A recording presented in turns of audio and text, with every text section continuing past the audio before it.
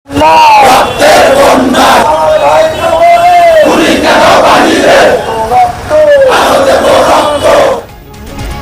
হাসিনার দল রাজনীতি করতে পারবে কিনা সিদ্ধান্ত নেবে জনগণ।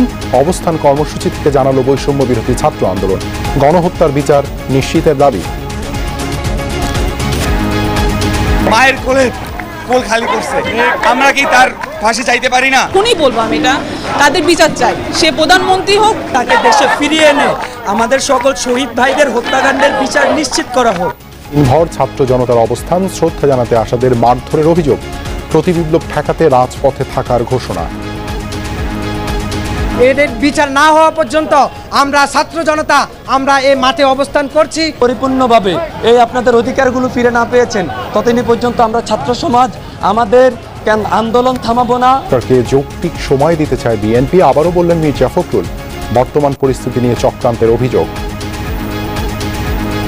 তাদেরকে খেপিয়ে তাদেরকে দিয়ে আবার ঢাল বানিয়ে আরেকটা কৌশল আবিষ্কার করে কিভাবে স্থিতিশীলতা তৈরি করা যাবে সেই চেষ্টা আমাদের করছে। বাড়ছে অন্তর্বর্তীকালীন সরকারের পরিধি। ওয়াহিদুদ্দিন মাহমুদ ও আলী ইমাম মজুমদার সহ 4 উপদেষ্টার শপথ কাল। হাসিনা সহ 10 জনের বিরুদ্ধে মানবতা বিরোধী অপরাধের তদন্ত শুরু।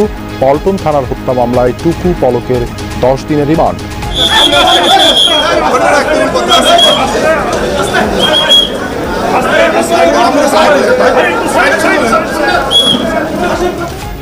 আওয়ামী লীগ নেতাকর্মীদের শ্রদ্ধা। বিভিন্ন জায়গায় সীমিত পরিসরে শোক দিবসের কর্মসূচি।